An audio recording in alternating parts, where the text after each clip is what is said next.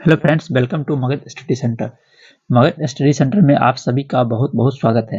दोस्तों, आज की इस वीडियो में हम बात करने वाले हैं क्लास 10th, है ना, जिसमें हम आपको फिजिक्स, केमिस्ट्री और बायोलॉजी से टॉप 15 क्वेश्चन लेकर आए हैं। अगर आप 15 क्वेश्चन में से 10 क्वेश्चन का जवाब सही सही दे देते हैं तो आपका तैयारी बहुत ही अच्छा हो चुका है, क्योंकि ये 15 क्वेश्चन जो है बहुत ही इम्पोर्टेंट है, जो अक्सर है कि आपके बोर्ड एग्जाम में पूछा ही जाता है ना।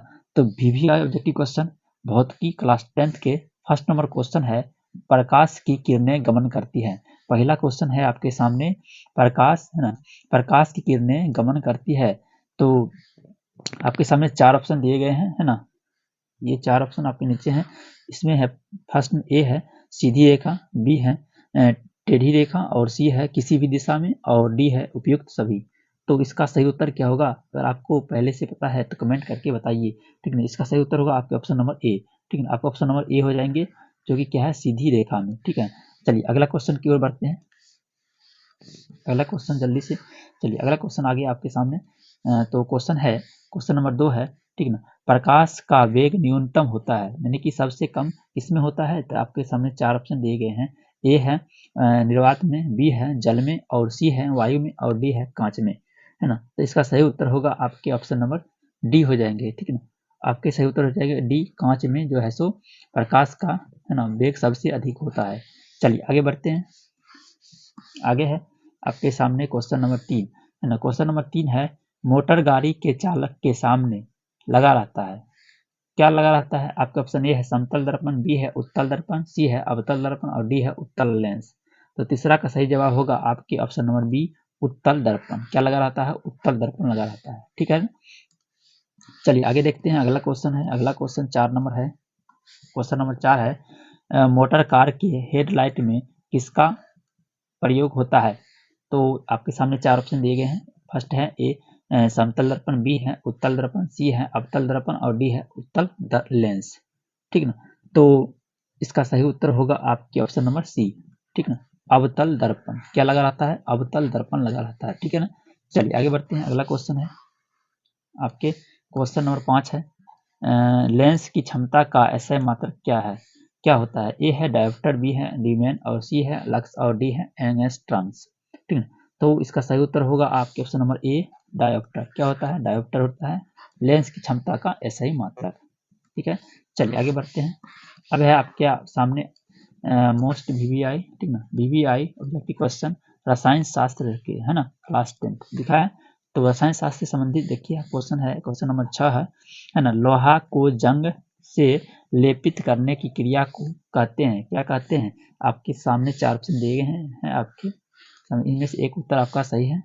तो छठा का सही उत्तर होगा, है ना, ए है संरक्षण, बी है गैल्वेनीकरण, और सी है पानी चढ़ाना, और डी है विद्युत अपघटन, है ना। तो 6 का सही जवाब होगा आपके ऑप्शन नंबर बी, गैल्वेनीकरण। क्या होता है? गैल्वेनीकरण किया जाता है, ठीक ना।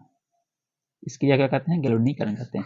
चलिए आगे देखते हैं। अगला क्वेश्चन है आपके सामने क्वेश्चन नंबर 7, ठीक है। क्वेश्चन नंबर 7 है, निम्नलिखित में से कौन एक दहन अभिक्रिया है? 4 ऑप्शन दिए गए हैं। ए है जल का उबलना, बी है मोम का पिघलना, सी है पेट्रोल का जलना, और डी है इनमें से कोई नहीं, है ना।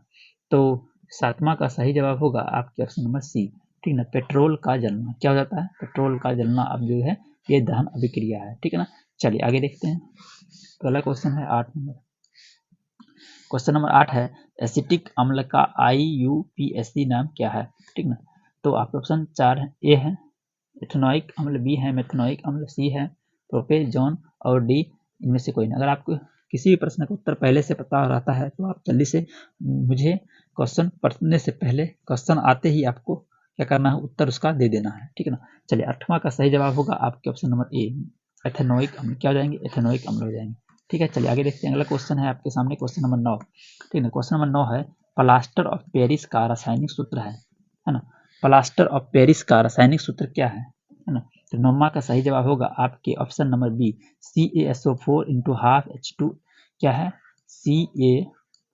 CaSO4 इंटू हाफ, हाफ मतलब क्या, 1/2, ठीक है ना। किसी को हाफ यानी आधा करते हैं तो बच्चा बट्टा में क्या करते हैं, 2 से भाग दे देते हैं, ठीक है। तो उसके बाद क्या होगा, CaSO4 इंटू हाफ H2, क्या हो जाएगा, हाफ H 2, यही होता है आपका सूत्र प्लास्टर ऑफ पेरिस का, यानी कि option number B is right option. ठीक है ना। चलिए आगे देखते हैं, अगला क्वेश्चन है आपके सामने क्वेश्चन नंबर 10। ठीक है ना। क्वेश्चन नंबर 10 है, निम्नलिखित में कौन विजातीय यौगिक है, यानी कि 4 यौगिक दिए हैं, इनमें से अलग क्या, विजातीय मतलब क्या होता है, अलग।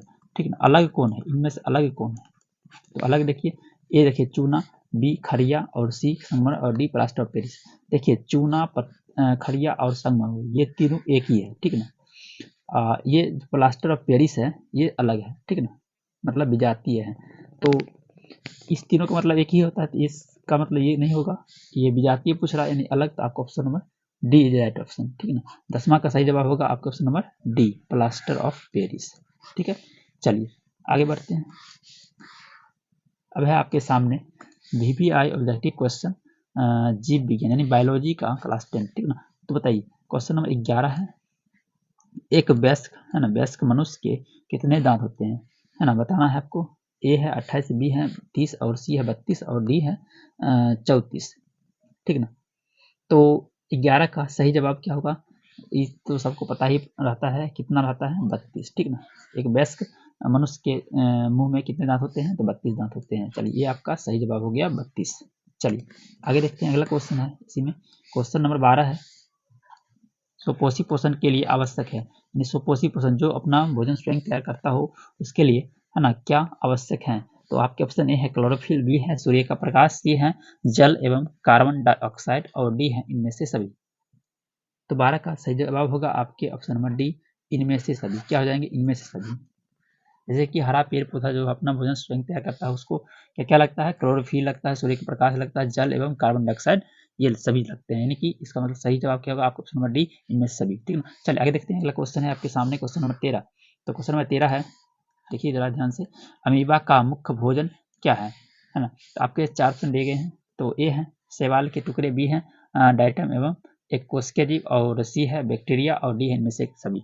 तो 13 का सही जवाब होगा क्या होगा बताइए। तो इसका सही जवाब होगा आपके ऑप्शन नंबर डी। ठीक है, इनमें से सभी। ठीक, इनमें सभी हो जाएंगे, शैवाल के टुकड़े, डाइटम एवं एक कोशिकीय जीव और बैक्टीरिया, ये सभी जो अमीबा अपना भोजन के रूप में ग्रहण करते हैं। अब भोजन किससे ग्रहण करता है अमीबा, तो वो आपको बताना है। ठीक ना, कमेंट में बताइए कि अमीबा अपना भोजन किसके द्वारा ग्रहण करता है। ठीक ना, ये आपको कमेंट में बताना है। चलिए आगे देखते हैं, अगला क्वेश्चन है आपके क्वेश्चन नंबर 14 है। ठीक है, 14, प्रकाश संश्लेषण द्वारा किसकी प्राप्ति होती है।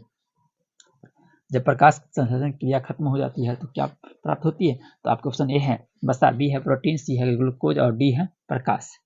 ठीक है ना। तो 14 का सही जवाब होगा आपके ऑप्शन नंबर सी, ग्लूकोज प्राप्त होता है। क्या प्राप्त होता है, ग्लूकोज। ठीक है ना, जिससे हमें क्या क्या मिलता है, ऊर्जा मिलता है पेड़ पौधों को। ठीक है, चलिए आगे देखते हैं। चलिए अब आगे है, देखिए क्वेश्चन नंबर 15 है।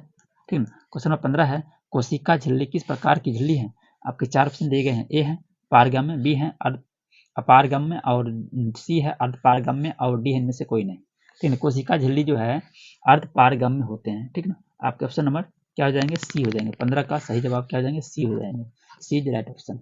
तो चलिए आपका ये 15 क्वेश्चन खत्म हुआ। तो अब बताइए आपने 15 में से, ठीक ना, 15 में से कितना का जवाब जानते थे। ठीक ना, कितना का जवाब जानते थे ये बताना है आपको।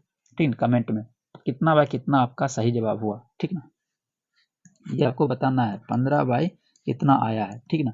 तो चलिए आज के लिए इतना ही, फिर मिलते हैं नेक्स्ट वीडियो में, है ना। इसी प्रकार का जितने भी मोस्ट VPI ऑब्जेक्टिव क्वेश्चन होते हैं उसको हम लेकर के आज उसके बाद जो है सो आपको लेकर आएंगे। ठीक ना, तो आज के लिए इतना ही, फिर मिलते हैं किसी अन्य क्लास में। ठीक है, तब तक के लिए बाय बाय, थैंक यू, जय हिंद, वंदे मातरम।